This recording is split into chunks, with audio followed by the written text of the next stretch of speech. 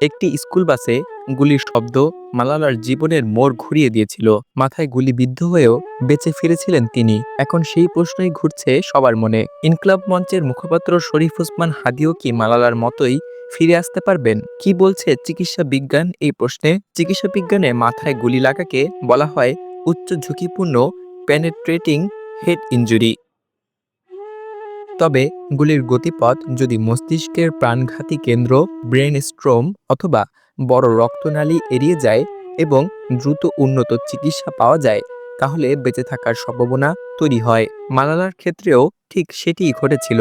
২০১২ সালে গুলি মালালার মাথায় পাশ দিয়ে ঢুকে ঘাড়ের দিকে বেরিয়ে যায়। মস্তিষ্কের গভীর অংশ ক্ষতিগ্রস্ত না হওয়ায় তিনি প্রাণে বাঁচেন। দ্রুত চিকিৎসা, পরবর্তীতে যুক্তরাজ্যে উন্নত নিউরোসার্জারি এবং দীর্ঘ পুনর্বাসন তার সুস্থতায় বড় ভূমিকা রাখে।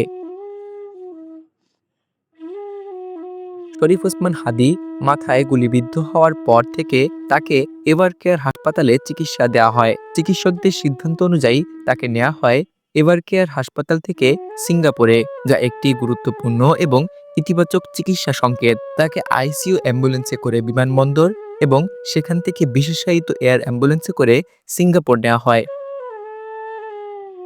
বিদেশে উন্নত নিউরো ট্রমা সেন্টারে নেওয়া মানে হলো উন্নত স্ক্যানিং, নিউরোসার্জারি, সংক্রমণ নিয়ন্ত্রণ এবং পুনর্বাসনের সর্বোচ্চ সুযোগ। এসব পদক্ষেপ সাধারণত তখনই নেওয়া হয় যখন রোগীর বেঁচে থাকার বাস্তব সম্ভাবনা থাকে। মালালার মতো প্রতিটি কেস এক নয়, তবু চিকিৎসা বিজ্ঞান বলছে যদি গুলির ক্ষতি সীমিত হয়, দ্রুত এবং উন্নত চিকিৎসা অব্যাহত থাকে, তাহলে হাদির বেঁচে ফেরা অসম্ভব কিছুই নয়। এখন সবকিছু নির্ভর করছে তার শারীরিক অবস্থার অগ্রগতি এবং সিঙ্গাপুরের চিকিৎসার ফলাফলের উপর। আশা বিজ্ঞানের শক্তিতেই তিনি আবার ফিরে আসবেন।